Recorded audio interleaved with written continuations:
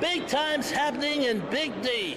Hi, Donnie Arnick here, and welcome to the DonnieSport Football Show from the Omni Hotel in Dallas, Texas.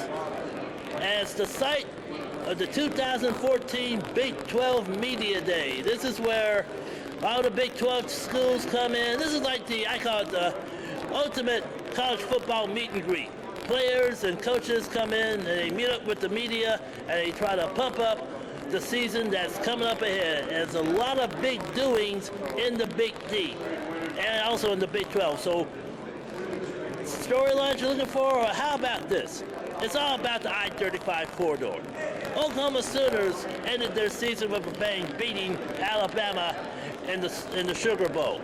Down in Waco, they got that new stadium, the McLean Stadium, being built just in time for Baylor's 2014 games, and they're going to open it up with SMU. But the big story in the Big 12, Charlie Strong. He's the new man in Texas, and he's looking to bring the luster back to the Longhorn brand. So if you're looking for some headlines out of this, there you are. Big times coming up here in the Big 12, and we're about to get it started with the coach of Oklahoma, Bob Stoops. He's the guy that, let's just say, broke through and beat Alabama down at the Sugar Bowl. So what they're going to do for an encore, we're going to find out from him. Coming up, Bob Stoops, Oklahoma Sooner football, here on the DonnieSport Football Show.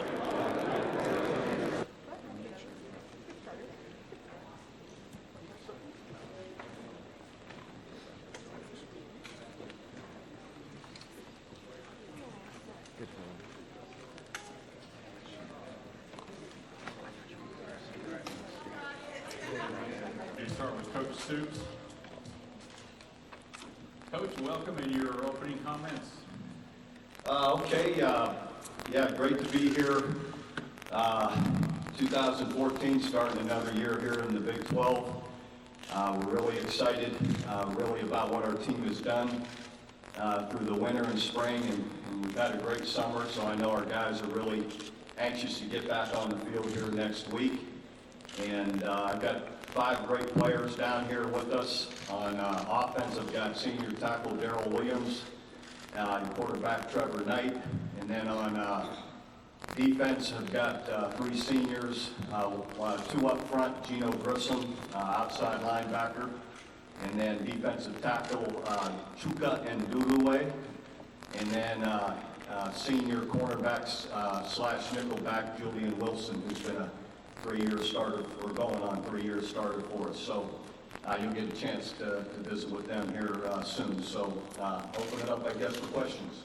Okay, we'll take questions. Coach, if you would please be sure to give your name and your affiliation, please. Coach, you caught them off guard. That was easy enough. No, we're not going to let you go. We got a question over here on the right-hand side. Microphone on this side. Go ahead, Brian, try it again. Hello. Hey, Coach. Brian Baldwin with Fox Sports. I was just curious, Coach. You were way out in front of the curve as far as playing fast, speed of tempo, all that. 5-6 years ago, you were ahead. Now, a lot of teams are following suit. Most of the teams in the Big 12 playing faster. Is there anything that we can look forward to how you even tweak this a little bit more than what you have? I don't know that there's a whole lot that you can do to go much faster, to be honest with you. You still have to be able to get lined up yourself and officials to get in place and still snap the ball. So I don't know that there's much more that can be done that way, really, quite honestly, but we'll keep looking for ways. Got a question on the right side, and we'll go with the middle. Blair Kirkhoff from the Kansas City Star.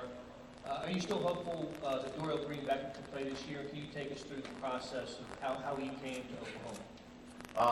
Yes, there's an appeal that's being processed, so that hasn't been ruled on yet.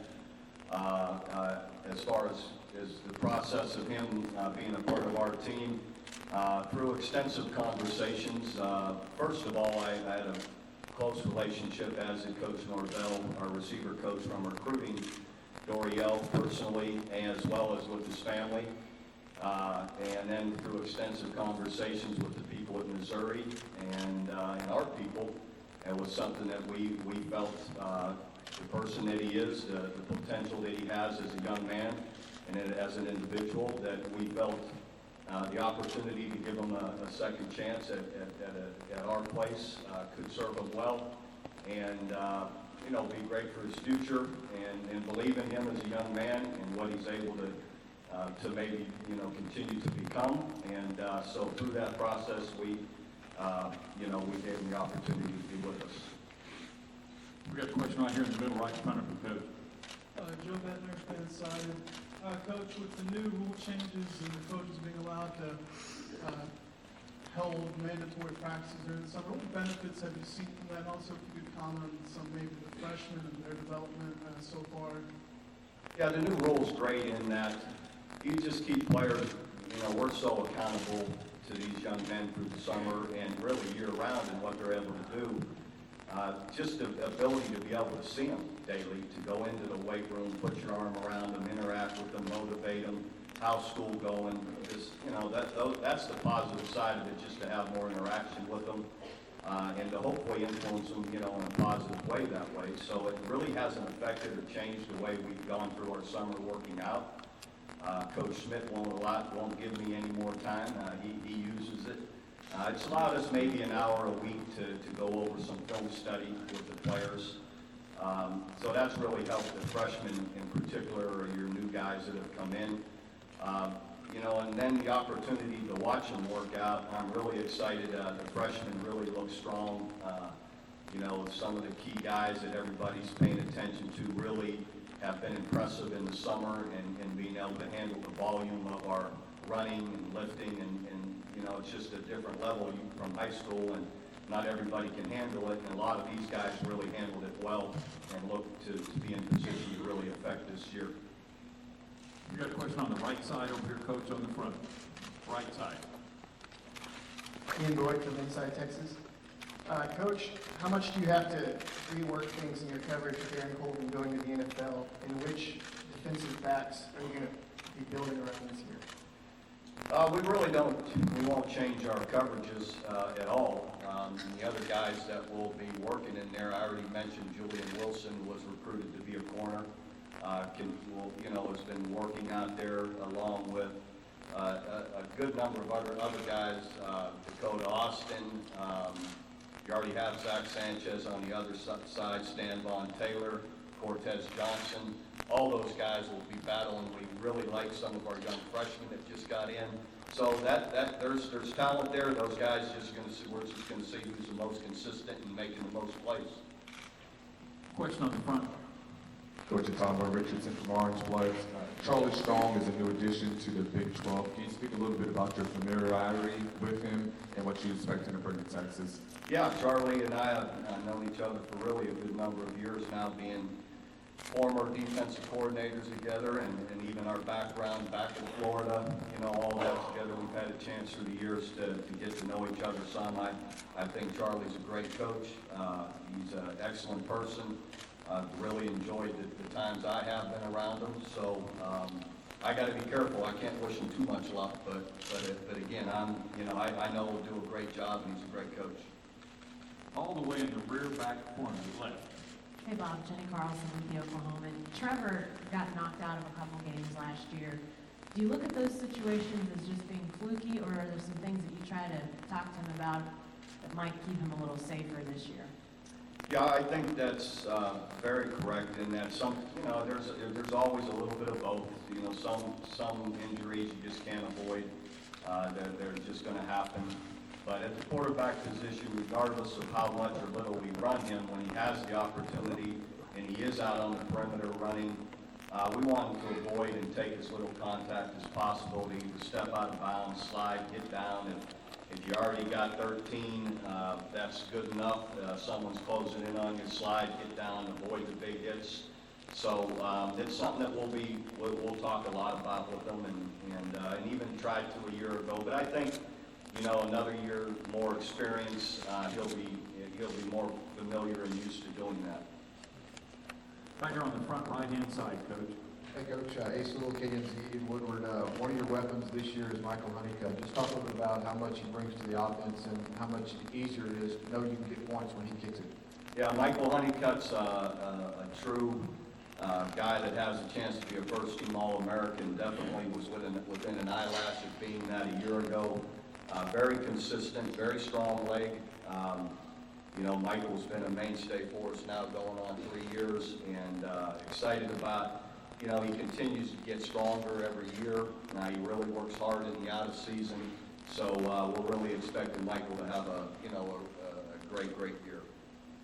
We got a question all the way in the left side and rear. Danny Clinkscale.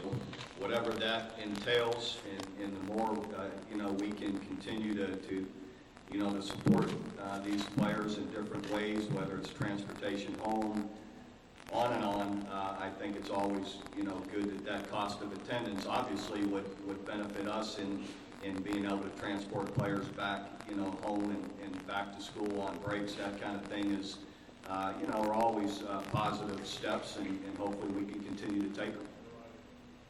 On the left side, on the aisle. Kurt Bowles from the Office of American Station. Bob, will you be tempted to use Blake Bell at quarterback some, or just at tight end? Not at all. I don't.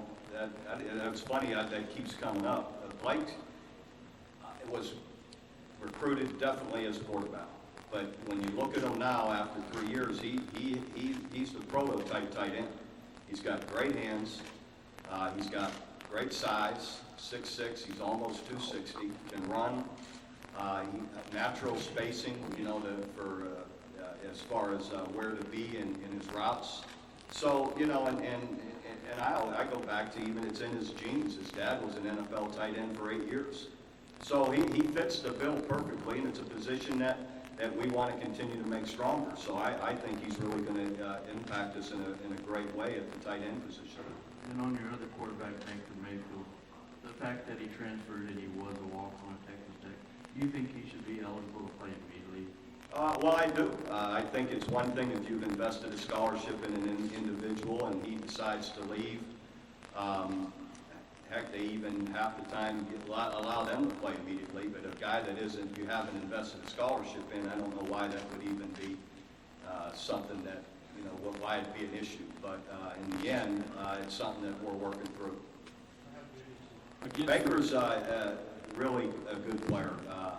Through all our scrimmages in the spring, it was obvious to everyone that he played a year ago, that he's been on the field in action, the way he handles himself, the poise, the plays he makes. He really does an excellent job. Against the wall, left side. Coach Ryan Gervosi of the Dallas Morning News. You lost your big trio of running backs last year, coming back this year. They weren't that big. Who do you see emerging at the position? 3 bigger guys. We lost Roy Finch, Brendan Clay, and who was the third? Yeah, Damien. Damien was pretty big, but these guys are all, when you look at Keith Ford, Alex Ross, you know, and David Smith, are all 215, 220.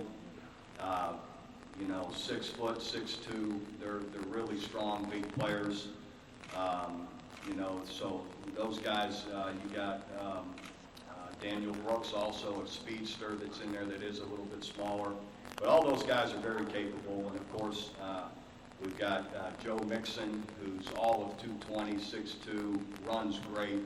Has looked really impressive in the summer, and so has Samaje Perine, who's about 240 and runs great. So we've got some physical guys in there that we're excited about. We got a question on the platform in the rear. Hey Bob, Rick Renner from Fox Sports back here. Joe Castiglione has done such a fantastic job with your non-conference schedule the next decade or so with teams like Tennessee this year, Ohio State, Michigan, LSU. Do you think that has eyes for the committee because they'll be looking at things a little bit more from a human angle than the computers in the past to get the 4 teams at the end? Well, I would think so, but I don't know. I would think it would open the eyes of a computer as well if it had eyes. At the end of the day, Joe has worked hard on our schedule.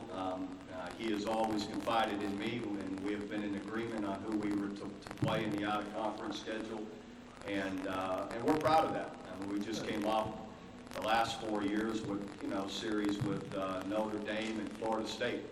Now, like you said, we've got Tennessee and Ohio State coming with Nebraska, Michigan, on down the road. And it's been intentional that in the BCS formula and even now in the playoff formula, when all things are equal with records and whatnot, if someone has played a tougher non-conference schedule, to some degree it would usually benefit you. Otherwise, why play? Otherwise you might as well just schedule, 3 yawners that no one's going to pay attention to and not put yourself at risk of losing that game. But in the end, we've felt, and it's worked well for us, that it prepares you for a tough season, but it also, in the formula, helps you if you have an opportunity to be one of those teams competing for the national championship. We have a question on the left-hand side aisle. Dennis.cbssports.com. Can you describe how beating Alabama like you did in the bowl game sustained you in the offseason? Just give you an extra pep in your step, I guess. Well, I don't know. I think like all experiences, you build off of them. And you build off of some that are negative, you build off some that are positive. In the end, we were fortunate that we were able to finish recruiting in a really positive way. I think that really did give us a boost in the last week or two of recruiting.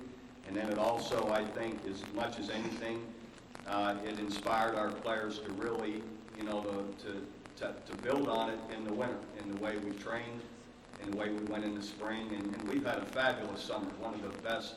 I've never seen my strength coaches, Coach Schmidt, so happy, which is he can be hard to please, and he's really elated at the way the guys have worked. So I think it's just really, maybe our guys have built on it in a positive way, and just the chemistry and their willingness to work when they see the benefits of it like that. Okay, Coach, thank you very much for your comments, and have a great season.